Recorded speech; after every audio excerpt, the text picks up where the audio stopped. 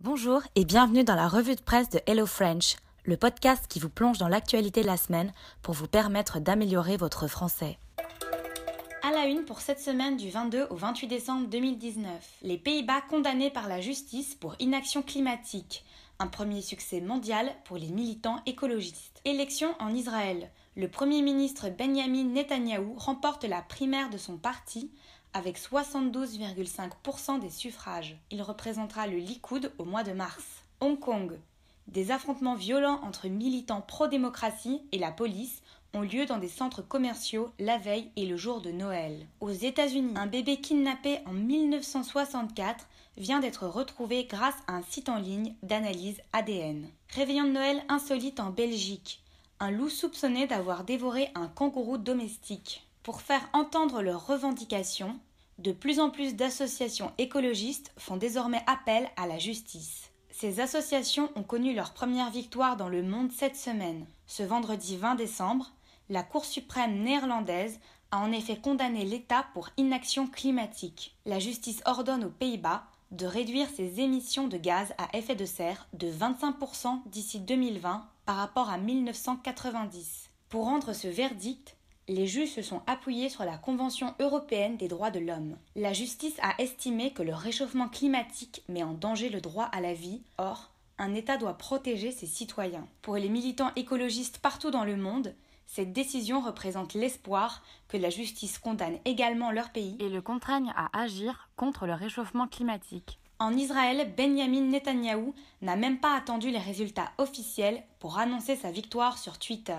Il remporte la primaire de son parti avec 72,5% des suffrages. Son adversaire, Gideon Sa'ar, avait peu de chances de l'emporter face au Premier ministre actuel et dirigeant du parti. 57 000 membres du parti de droite israélien ont voté pour cette primaire, soit un peu moins de 50% des adhérents. Netanyahou, inculpé il y a un mois pour corruption, représentera donc le Likoud pour les élections de mars. Le pays, dans une impasse politique, organise pour la 3e fois des élections en moins d'un an. Des heurts ont éclaté à Hong Kong la veille et le jour de Noël entre les militants pro-démocratie et les policiers anti-émeutes. Le pouvoir pro-chinois a accusé les émeutiers d'avoir gâché l'ambiance des fêtes dans cette région où vivent de nombreux chrétiens. Si la situation est très tendue depuis juin dans l'ancienne colonie britannique, la violence s'était pourtant calmée depuis un mois. Des appels à lancer des opérations coup de poing en ces périodes de fêtes de fin d'année ont pourtant été lancés par les militants,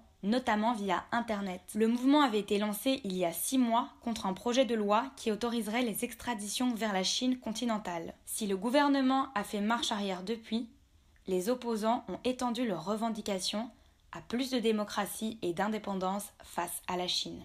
Cela fait plus de 50 ans que les États-Unis se demandaient où était passé Paul Fonsac. Le dénouement de cette affaire vient d'être révélé cette semaine. Ce bébé avait été kidnappé le lendemain de sa naissance par une femme déguisée en infirmière dans un hôpital à Chicago. Il y a plusieurs années, l'ADN d'un des proches de l'enfant avait été mis sur les différents sites américains de généalogie. La famille espérait alors que Paul, ou un de ses enfants, y dépose également son ADN. Un espoir transformé en réalité puisque l'ADN correspond à celui d'un homme de 55 ans vivant dans le Michigan. Une victoire pour sa mère, aujourd'hui âgée de 80 ans, et la généalogiste qui a suivi l'affaire. Réveillon de Noël gâché pour ses habitants du nord de la Belgique. Alors que leurs kangourous domestiques se trouvaient dans leur jardin, ils ont probablement été attaqués par un loup. Un des kangourous, porté disparu, a certainement servi de repas de fête aux loups sauvages. Pour le deuxième kangourou, plus de peur que de mal. Mordu à l'oreille, il va aujourd'hui très bien. Si des traces de pas de loup ont été retrouvées près de la propriété, la police n'a pas communiqué d'autres informations. Merci d'avoir écouté ce podcast, nous espérons qu'il vous a plu. Je vais maintenant vous expliquer les mots clés, les mots importants de la semaine. Dans l'actualité sur les Pays-Bas, nous avons utilisé l'expression « réchauffement climatique ». C'est le phénomène d'augmentation de la température dans l'atmosphère et dans les océans. Nous avons également parlé d'émissions de gaz à effet de serre. Ce sont des gaz qui sont présents dans l'atmosphère. Le réchauffement climatique est en partie dû à l'augmentation de ces gaz. Par exemple, les voitures émettent du CO2 et le CO2 est un gaz à effet de serre. Nous avons également utilisé 2 verbes clés, le verbe condamner et le verbe contraindre. La justice a condamné l'État. Elle le punit. Elle contraint donc l'État à mettre des actions en place. C'est-à-dire qu'elle l'oblige, elle force l'État à agir. Nous avons aussi utilisé le terme militant. Un militant, c'est une personne qui se bat pour une cause qu'elle trouve juste. Dans l'actualité sur les élections en Israël, nous avons utilisé le mot adversaire. Un adversaire, c'est une personne à qui on est opposé, généralement dans un combat. Netanyahou est l'adversaire de Sar pour les élections. Nous avons également parlé d'adhérent. Un adhérent est une personne qui est un membre d'une organisation. On peut par exemple être un membre ou un adhérent d'un parti, d'un club de sport ou encore d'une association. Nous avons dit qu'il a été inculpé pour corruption. La corruption, c'est quand on utilise son pouvoir de manière abusive en échange d'une somme d'argent ou d'autres avantages. Nous avons aussi utilisé le mot « une impasse ». Dans ce contexte, une impasse, c'est quand une situation est sans issue, qu'il est difficile de régler la situation, d'en sortir. On peut également utiliser le mot pour désigner une rue sans issue. Dans l'actualité sur Hong Kong, nous avons parlé de heurts. Des heurts, ce sont des confrontations violentes, des bagarres. Dans le même champ lexical, nous avons parlé d'émeutes et d'émeutiers. Les émeutes, ce sont des manifestations, généralement avec de la violence. Les émeutiers, ce sont les personnes qui font des émeutes. Nous avons aussi parlé des chrétiens. Les chrétiens, ce sont les personnes qui adhèrent à la religion du christianisme. C'est la religion de Jésus-Christ. Nous avons dit que Hong Kong est une ancienne colonie britannique.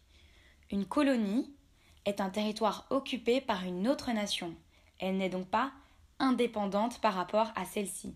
Nous avons utilisé l'expression « opération coup de poing ».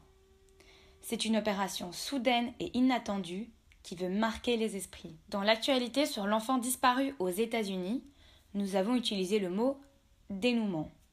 Le dénouement, c'est ce qui termine une histoire. Nous avons dit qu'il a été enlevé par une femme déguisée en infirmière. Déguisée signifie qu'elle portait un costume, des vêtements pour modifier son identité. Nous avons parlé de sites de généalogie. La généalogie, c'est la science qui consiste à établir des liens de parenté, à retrouver les ancêtres, la liste des membres d'une même famille. Dans l'actualité sur les kangourous en Belgique, nous avons parlé du réveillon de Noël. Le réveillon de Noël, c'est la veille de Noël, la soirée du 24 décembre. Nous avons aussi parlé d'un loup sauvage. Sauvage signifie qu'il n'a pas été apprivoisé, qu'il vit en liberté dans la nature.